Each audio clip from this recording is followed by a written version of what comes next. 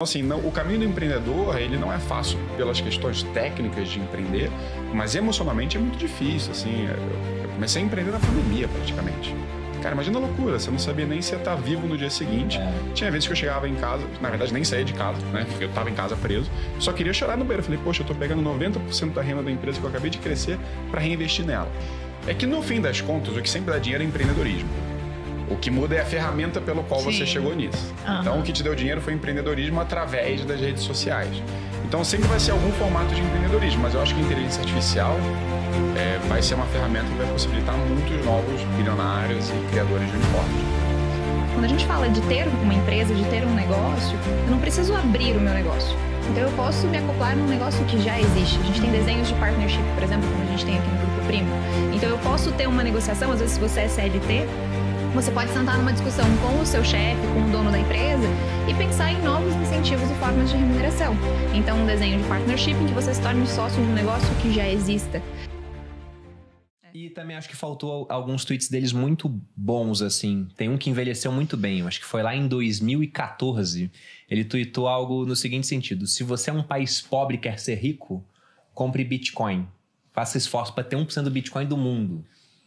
Mas é porque agora ficou bom. Quando foi... Isso aí foi em 2014, sei lá. Não, tudo bem, mas quando ele publicou em 2014. Foi um tweet. Isso aqui veio depois, entendeu? Depois. Mas esse tweet não entrou 22, aqui. Por exemplo. O tweet não entrou. Então esse cara, ele realmente... Eu acho que ele tem um discernimento acima da média. E eu gostaria de começar com isso, né? Porque ele fala que as pessoas deveriam ser pagas pelo seu discernimento. Sim. Esse é um ponto muito interessante, porque ele fala, cara, se você tem um CEO que consegue decidir 10% melhor do que o outro, quanto é que esse cara tem que receber? Mais, não é 10% a mais, é muito a mais. Porque são decisões que podem causar um impacto financeiro gigantesco em uma companhia. Sim. Ele fala, você tem que começar a trabalhar para conseguir ser pago pelo seu discernimento. E tem uma outra parte que eu também acho interessante, quando ele fala que se você não possui parte de um negócio, não tem um caminho rumo à liberdade financeira. O que vocês acham disso?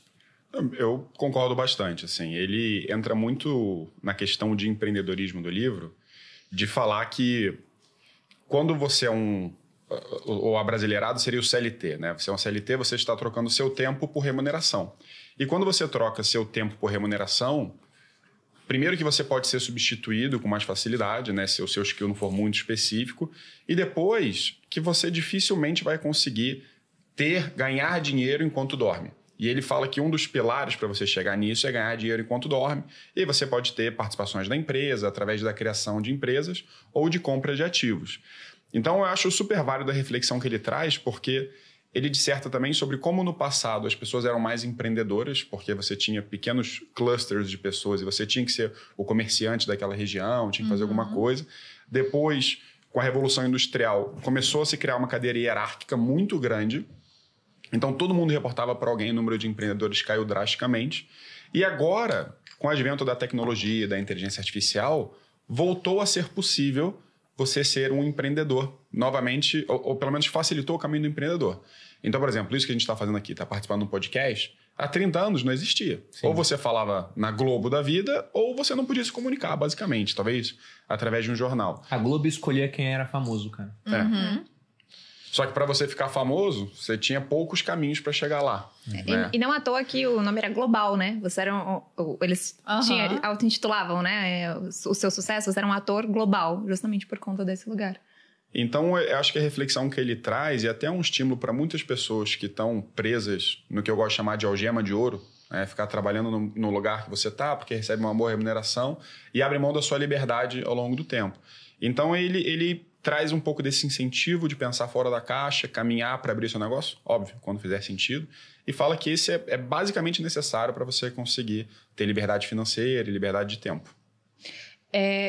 Um ponto com relação a isso, que eu acho que vale a pena a gente falar, porque em outros podcasts a gente falou sobre a importância do empreendedorismo, que quando a gente olha os maiores multibilionários do mundo, o dinheiro deles não está em dinheiro, necessariamente, está em equity, né? Está em participação societária. Fala, poxa, mas todo mundo empreender, quando a gente fala de ter uma empresa, de ter um negócio, eu não preciso abrir o meu negócio. Então, eu posso me acoplar num negócio que já existe. A gente tem desenhos de partnership, por exemplo, como a gente tem aqui no Grupo Primo. Então, eu posso ter uma negociação, às vezes, se você é CLT, Você pode sentar numa discussão com o seu chefe, com o dono da empresa e pensar em novos incentivos e formas de remuneração. Então, um desenho de partnership em que você se torne sócio de um negócio que já exista, né? Então, trazer esse lugar, porque assim você consegue oferir renda dormindo, como ele muito bem fala. E a questão do discernimento, para mim, ela é muito legal. Eu tava lendo e foi curioso que... eu tava relendo agora. Quando eu cheguei nessa parte de discernimento, ele usa o exemplo do CEO, né? Que ganha muito mais quando ele toma essas decisões melhores. E já aconteceu, não raras vezes, eu sentar com o Felipe, às vezes aflita com algum ponto, e aí eu explicava e contava e tudo mais, e ele trazia esse lugar de discernimento, aconteceu com o Fernando também, com o CEO do grupo, e mostrava um ponto, assim, fundamental ali que eu não estava olhando. E eu tive a sensação, é por isso que eles são CEO da empresa, é por isso que o Felipe é CEO da Portfel e o Fernando é CEO do Grupo Primo. Porque este lugar de discernimento muito construído na fundação, nos conceitos. E comigo nunca aconteceu isso? Não, aconteceu, não, veja bem. Não aconteceu. Deixa eu terminar. Tem gente que não é CEO e deveria ser CEO. Você não é o CEO, amor. Eu nem quero ser o CEO. Não, eu não E acho, só como você falou disso, eu lembrei de um ponto que ele fala, mas tem médicos que ganham muito dinheiro e ficam muito ricos. Ele traz a reflexão que quem realmente ficou rico foram médicos empreendedores. Sim. Porque abrir seu consultório, mesmo que seja só você, é uma espécie de empreendimento. Total. Você está trabalhando para você. Com certeza. Né? Então, você vê, poxa, o cirurgião cardíaco. Não é o cirurgião cardíaco que trabalha numa equipe de outro cirurgião cardíaco. É o chefe dessa equipe, é quem consegue os clientes, é quem toca a empresa. Então, óbvio que a gente fala muito sobre planejamento financeiro no grupo, né? Óbvio que você consegue alcançar a sua liberdade se você investir bem, cuidar bem dos seus recursos ao longo do tempo. Mas é um caminho que vai demorar muito mais, 30, 40, 50 anos, do que se você tiver um negócio bem sucedido. Também não quero romantizar que abrir um negócio é fácil. A gente sabe das dificuldades, né? Não é uma o caminho. parte quebra. Exato. O cara vai poupando e fala, vou abrir um negócio para alavancar. E no final ele volta algumas casas no jogo da vida. Né? Exato. Mas é uma reflexão que eu acho que a gente tem menos empreendedores do que deveria. Nem todo mundo deve ser empreendedor, mas ele traz. Fala, a gente tem tanta tecnologia, tanta capacidade, e muitas vezes, por uma questão de aceitação social, a gente se prende no que é seguro, no que os nossos pais gostariam que a gente fizesse. Então, essa provocação eu acho que é bem válida. Quando você quis fundar a Portfel, o que seus pais falaram? Então, não foi fácil não, porque eu trabalhava numa multinacional. Meus pais, eu tenho, baita respeito, carinho, admiração, são professores de finanças, foram a vida inteira. Meu pai trabalhou em banco como funcionário público e era professor de finanças, ele era da Caixa.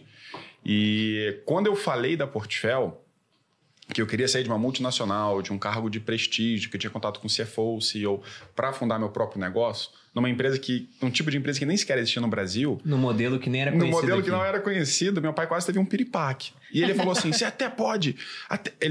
Você até pode, eu já nem morava com ele, né? Você até pode montar a sua própria empresa, mas você nunca pode abrir mão da sua renda. Do arroz com feijão. Do arroz com feijão. Só que chegou um momento que eu falei assim, cara, então eu realmente escutei esse conselho e fiquei tocando a Portfel enquanto eu estava no meu emprego, só que chegou um momento que eu ganhava 2, 3 vezes mais na Portfel do que meu outro emprego, e isso estava me atrapalhando. Sim. Então eu cheguei para ele e falei, né, que eu ia sair e tal, ele deu uma respirada, não, filho, eu te amo. Eu fiquei até surpreso, hein? Ele deu uma boa respirada, falou, se um dia você precisar da minha ajuda, eu continuo aqui. Não era a resposta que eu esperava, achei que ele ia ser bem mais intensivo. Hoje, depois de alguns anos, ele viu que eu tomei a decisão certa. Você já estava decidido. Ele pensou, não vou apostar contra. Não, ele já tinha feito a prova, né? Já tinha construído alguma coisa. E ele... É que grande parte da renda eu pegava e reinvestia na empresa, né? Para ela crescer. Mas no fim das contas foi difícil. Eu tive que digerir muito tempo para falar para ele, para falar para a sociedade também. Porque você abre mão da... Então, assim, o caminho do empreendedor, ele não é fácil pelas questões técnicas de empreender, mas emocionalmente é muito difícil, assim. Eu comecei a empreender na pandemia, praticamente. Cara, imagina a loucura, você não sabia nem se ia estar vivo no dia seguinte. Tinha vezes que eu chegava em casa, na verdade nem saía de casa, né? Porque eu estava em casa preso, só queria chorar no banheiro. Eu falei, poxa, eu tô pegando 90% da renda da empresa que eu acabei de crescer para reinvestir nela. Foi difícil, mas felizmente valeu a pena, né? Hoje, olhando para trás, foi a melhor decisão que eu podia ter tomado. Mas eu acho que o ponto, Fê, que é legal, que foi o que eu quis trazer, é que assim, às vezes não é pra você abrir uma empresa. E tá tudo bem, né? Você pode empreender de outras formas. Dentro da empresa, de outras empresas. Exato, é o intraempreendedorismo que a gente chama, né? Então você empreende dentro da empresa, propõe isso, às vezes o dono da empresa nem tem essa noção de partnership, de equity e tudo mais. E você consegue propor isso e fica bom pra todo mundo, na verdade. Você consegue crescer o bolo, né? Pra pegar a fatia do bolo. Com certeza. Foi o que fizemos aqui no grupo, né? Vários colaboradores, são quase 60 contando os executivos, etc., que hoje tem participação aqui no grupo. E ao longo do tempo, imagino que serão, né? 70, 80, 90, esse número tende a crescer. Conforme a empresa cresce, a gente atrai mais talentos. E esse pessoal vai estar participando ou do crescimento, que é o cenário que a gente vislumbra, ou também, se tiver um trimestre ruim, por exemplo, o decréscimo do valor das ações. Porque ninguém que virou sócio no grupo, a gente não chegou para a Giovana e falou, parabéns, Giovana, tá aqui sua sociedade. Chegou e falou, Giovana, você pode comprar 100 mil em participação aqui no Grupo Primo. Só que esse 100 mil ela pode comprar Bitcoin, ela pode comprar Tesouro Selic, ela pode comprar ações. Então, ela quis comprar a parte dela. E aí ela colocou dinheiro, né? Skin the game. Ela tem que apostar igual o Felipe apostou, tem que apostar na empresa. E agora ela está interessada no crescimento da empresa. Porque se crescer menos do que, por exemplo, se a gente cresce 10% no ano, cara, o teu dinheiro no Tesouro Selic vai crescer 14%. Com muito menos risco, diga-se de passagem. Então, realmente, a pessoa entra aqui e fala, não, agora eu quero que esse negócio cresça o máximo possível. E vocês deram um exemplo de um médico que abre uma clínica, mas eu queria discutir o que ele fala sobre alavancagem. Eu achei muito bom, né? Ele até cita o Arquimedes, aquele cientista da Grécia Antiga, da Magna Grécia, vivia na região onde é a atual Sicília. E o Arquimedes falava aquela célebre frase, dê-me uma alavanca, um ponto de apoio e eu moverei o mundo. Ele fala aqui que você tem 4 formas de alavancagem. Você pode ter pessoas, capital, isso aí todo mundo sabe. E ele cita mídia e código. Eu falo, cara, a gente alavancou, principalmente com mídia aqui no grupo, né? Porque ele fala, pessoas é a forma mais antiga de alavancagem. Você tá trabalhando, você consegue vender, se eu conseguir mais um vendedor e mais um. Só que pessoas são caras. Capital é legal, né? Se você compra algo, sei lá, botou R$1.000, subiu 10%, você ganhou 100. Se você colocasse 1 milhão, ganharia 100 mil. Só que para ter acesso a capital, é tipo pessoas, também é caro. É caro. Agora, mídia e código... Não, se um cara sabe programar, ele até comenta isso, você sabe construir e vender, ninguém te para. Então eu queria discutir principalmente isso, a visão de alavancagem dele. O que vocês pensam? Eu concordo 100%, né? Acho que ele tá no Grupo Primo, eu espero que ele concorde. Não, a mídia não serve nada. Mídia não serve nada. Né, cara? Eu concordo, assim, acho que no momento em que eu fundei a Portfel, eu sempre estudei empreendedorismo, eu gostei muito. E tem alguns pilares que são comuns em empresas unicórnio. Né? Os 4 pilares são exponencialidade, que é crescer de maneira... o que é um unicórnio para quem não conhece. Tá? A unicórnio é uma empresa que teve a sua avaliação em mais de $1 bilhão. Esse é o unicórnio global. A gente tem o unicórnio brasileiro, que é $1 bilhão, que tá bom também. Você pega a foto, é um burrinho com um cone. Ai, gente, mais $1 bilhão é coisa pra caramba também. É lógico, pô. Bastante. Dá uns 100 e poucos milhões de dólares, né? É bastante. $50 milhões. Comparar, 20 milhões de dólares. Fica um pouco triste, mas enfim, não vamos comparar. Cara, fazer câmbio é um negócio que dá dor no coração. Você pega 100 mil reais, você vai ver, cara, $16 mil. E se não tiver um IOF, né? Pois é, cara. Pois é. Bom, mas enfim, pra gente não desvirtuar aqui pra questão tributária. Pode falar sobre Os 4 pilares, é óbvio que sempre tem vários outros, mas os principais são exponencialidade, que é a capacidade de crescer sua receita de maneira exponencial.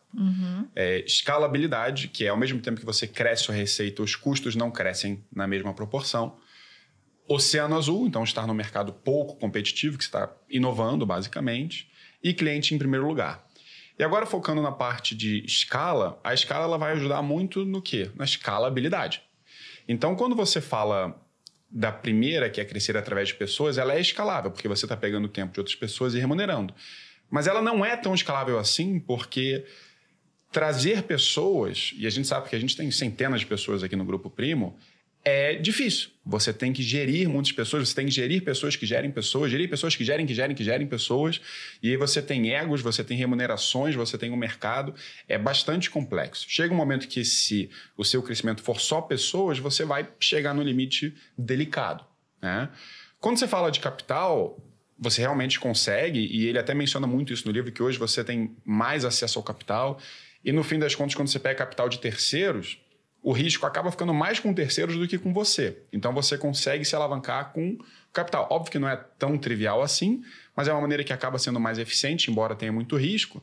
Só que quando você entra em mídia e tecnologia, a escala ela vai para outro patamar. Porque você está falando, vou dar um exemplo que ele não deu no livro, de criar um jogo eletrônico. Você sozinho desenvolve um jogo. Hoje, com inteligência artificial, está cada vez mais fácil. Se 100 pessoas compram seu jogo ou 1 milhão de pessoas compram seu jogo, você tem pouco custo marginal, pouco custo adicional. Talvez, se você tiver alguma cópia física ou se você tiver um sistema que permite que as pessoas joguem online, mas a tecnologia vai permitir muito isso. E a outra, que ele associa muito, marketing e vendas. Então, o ponto, quando você tem, aqui no grupo fica muito claro isso, eu deixei para o final, o nosso crescimento é muito, muito orgânico. As empresas do grupo, em especial a Portfel e a Grama, elas conseguiram crescer sem ter um custo expressivo de captação de novos clientes, porque o grupo já usufruía de um marketing, de um branding muito forte. Então, é um tipo de alavancagem, a mesma coisa. Se você tem 1.000 pessoas assistindo a gente agora, ou 1 milhão de pessoas, você não tem custos crescentes por conta disso. E isso permite com que o seu crescimento seja muito, muito grande. E por isso que ele acaba incentivando as pessoas a saberem se comunicar, a saberem vender e saberem não necessariamente programar, mas entenderem de tecnologia e inteligência artificial para que elas possam desenvolver empresas cada vez mais escaláveis. Eu gosto sempre de, quando a gente está conversando com clientes e empresários, a gente teve essa conversa no último encontro do Equity. Eu virei para alguns empresários que a gente estava conversando e eu perguntei assim, você compraria a sua empresa hoje? Se sua empresa aparecesse a oportunidade, você compraria? Ixi. E... Pergunta difícil. Muita gente falou, não, já sai para vender a empresa. E aí, qual é a provocação? Cada dia que você não vende a sua empresa, você está comprando a sua empresa. Então, a gente precisa se preocupar com o equity, que é esse lugar de valor da empresa, de quanto ela vale. E a melhor maneira da gente pensar em como ela vai valer mais é pensando em alavancas. E pensando nesses desenhos de alavancagem. Então, como fazer ela crescer, como ela se expandir, como eu consigo trazer uma vantagem competitiva, como eu consigo aumentar a minha margem. E aí, quando a gente olha para esses dois desenhos, que são os desenhos do marketing e do código, são muito acessíveis. A barreira de entrada é muito baixa. Hoje, qualquer pessoa tem um smartphone que consegue começar a trabalhar mais esse lugar do marketing e buscar isso a um custo muito baixo. Então, sim, concordo em gênero, número e grau, mas sempre fazendo esse exercício, porque às vezes a gente está num lugar estagnado e ele faz essa provocação da alavancagem, porque se você não está vendendo a sua empresa, cada dia você está comprando ela novamente. E se ela não está crescendo, se você não está se dedicando neste lugar para ela, está sendo feita alguma coisa de errado, porque você está alocando o seu dinheiro ali. Né? E às vezes a gente não faz essa conta, não faz essa comparação. Então, esse desenho de alavancagem é algo muito interessante para a gente pensar. Por muito tempo, antes de estar aqui no grupo, eu entrei como sócia em várias startups. Por quê? Eu sou advogada societário e tributário, precisavam de ajuda para fazer a estruturação contratual, societária e tributária das empresas. Eu colocava meus honorários, eles não tinham, principalmente quando era startup, não tinha dinheiro para colocar ali. Uma participação. E eu oferecia, eu falava assim, vamos fazer o seguinte, me dá um percentual e eu faço a estruturação para você. Para mim, saiu muito barato. Algumas empresas quebraram e eu perdi, mas no lugar, quando a gente olha, em todas que eu entrei, saiu muito barato. Para vários sócios que eu tive nesse lugar, depois que a empresa cresceu, eles olharam e falaram, como saiu caro pra gente. Porque quando a gente pensa nesse lugar de alavancagem, a gente às vezes não faz essa comparação do que é equity. Então faz media for equity, faz o suor, né, pela participação. Então existem muitas maneiras baratas da gente alavancar. Tudo isso para dizer, existem muitas maneiras baratas de alavancar do que comprometer o seu equity nesse desenho. Então trazer esse desenho de mídia e trazer o desenho de inteligência artificial e código, que a gente tem feito muito isso aqui no Grupo Primo também.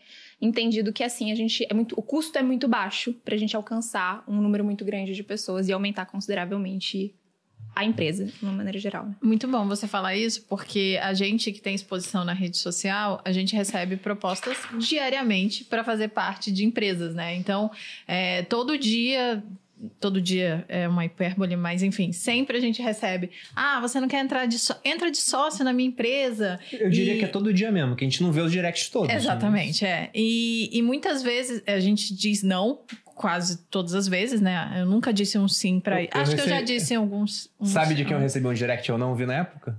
Da Portfel, antes do Grupo Primo. Ah, é? Achei que você ia falar do Tigrinho. Não, mas aí não é sócio, né?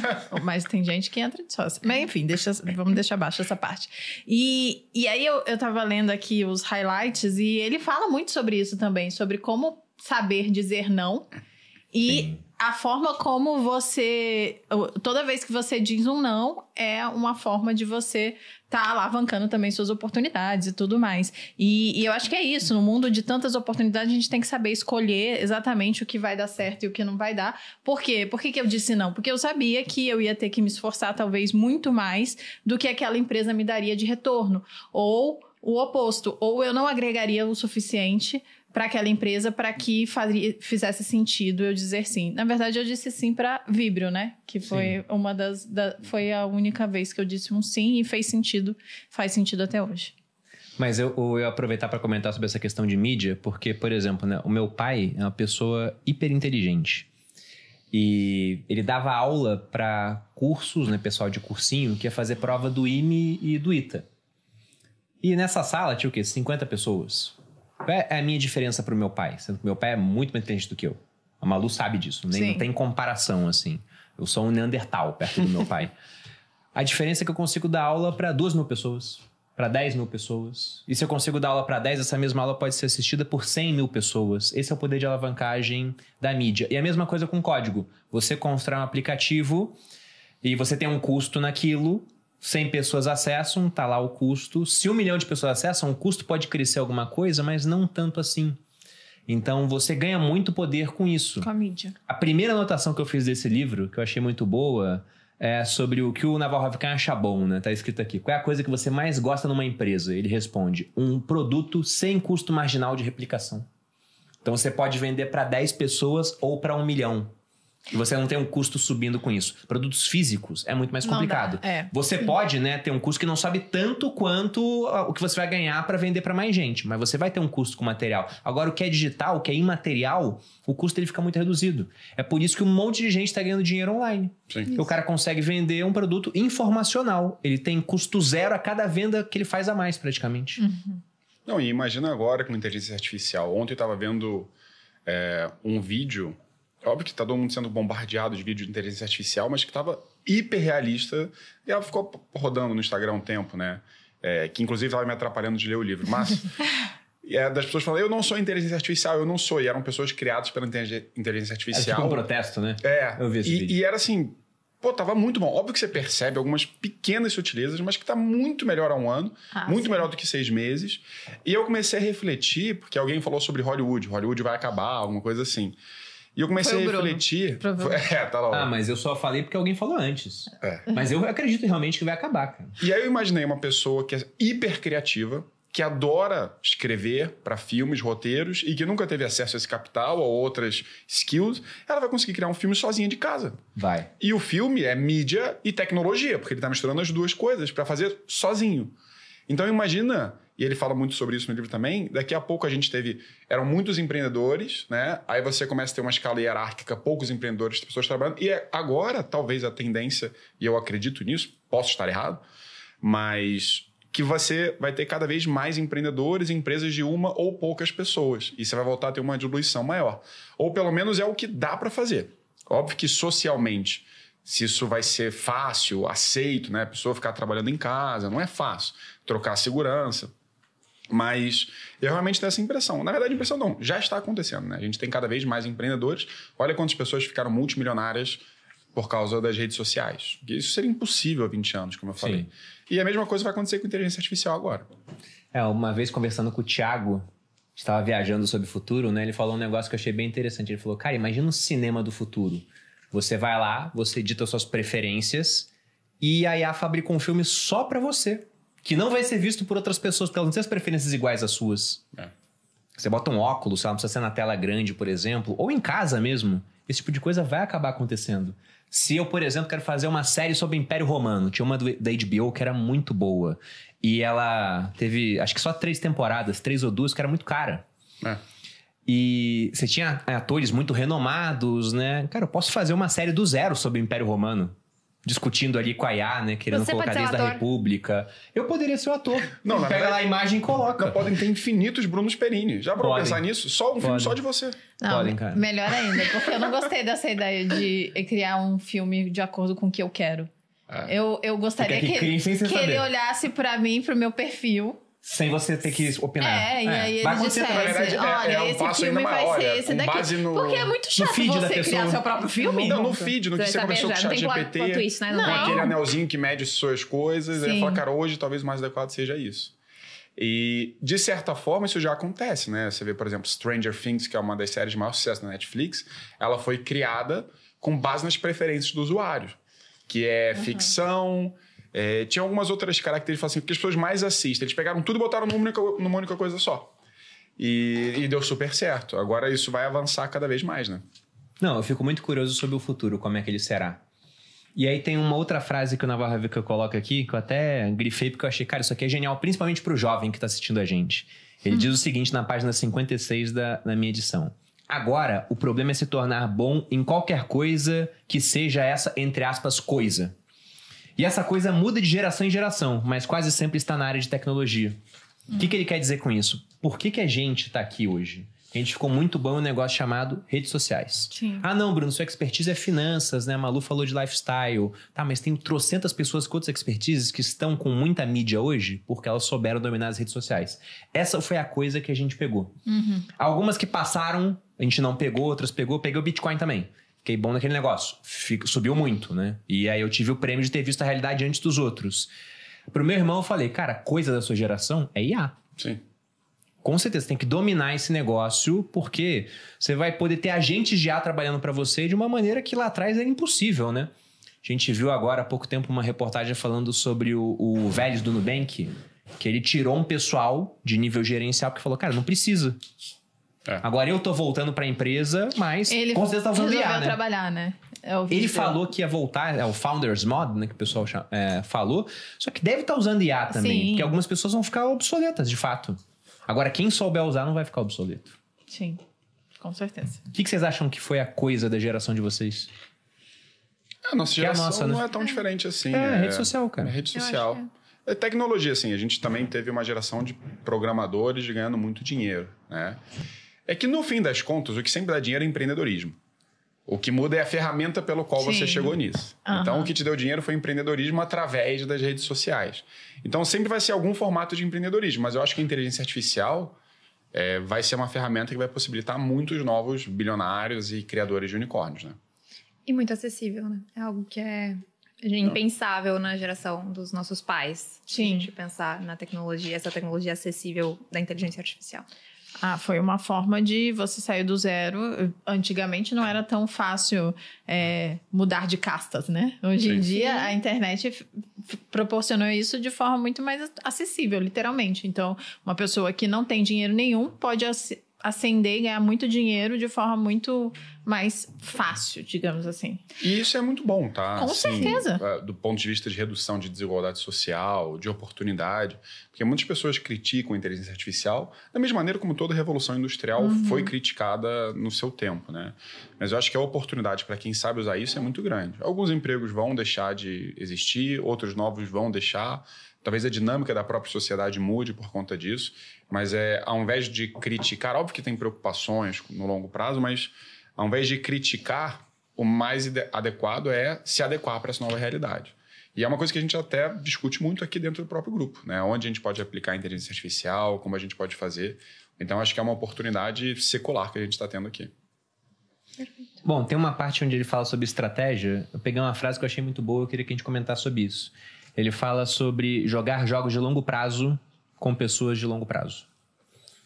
E o quanto isso faz sentido, né? Passar insights para as pessoas, porque quando eu virei sócio do grupo, eu pensei justamente nisso. Quando o Thiago me apresentou o que ele tinha de ideia para o grupo, eu não achei a ideia tão boa. Porque na época, o que o Thiago tinha pensado era o seguinte, né? Bom, nós fazemos lançamentos, e aí a pessoa ela consome o curso, e depois disso ela aprende a investir. Agora, e se a gente criar plataformas onde a pessoa ela pode ficar como assinante durante anos? Então, você consegue aumentar o lifetime da pessoa ali dentro da empresa, né? Tipo Netflix, eu assino, sei lá, 10 anos. Eu achei interessante, mas a questão é que as plataformas geralmente tinham um ticket mais baixo. Então, você aumentava o tempo de vida, o lifetime, mas não o lifetime value. Que você deixava de vender um produto com ticket mais alto para vender um produto com ticket mais baixo. E na época a gente pensou em ter 3 plataformas. Uma voltada para finanças, que é a Finclass, deu muito certo. Outra voltada para marketing, que era o Stage, a gente vendeu. E uma outra voltada para a parte de desenvolvimento pessoal, que era chamada DNA. Essa a gente viu que foi pro buraco assim nos primeiros meses e falou, cara, vamos parar de vender, entrega lá os 12 meses, depois a gente fecha a plataforma. Mas se eu não achei o plano tão bom, por que eu virei sócio do Thiago? Porque eu falei, cara, é uma pessoa que pensa a longo prazo, eu também penso, então acho que a gente vai encontrar o caminho durante a jornada, né? E aí o caminho do grupo foi totalmente diferente dessa parte de plataformas. Hoje a gente é uma empresa cada vez mais financeira. E acho que no longo prazo a gente vai ter resultados muito grandes, né? Basta ver o pace que a gente está em termos de captação para grão, para portfólio e até na parte de educação. A gente nunca teve um ano que a gente vendeu menos do que o outro. Sim. Apesar de mudanças em rede social, em algoritmo, mercado. Porque uma coisa é você falar de finanças quando a bolsa não para de subir. Outra coisa é quando você pega os últimos 5 anos, olha a bolsa, ela está praticamente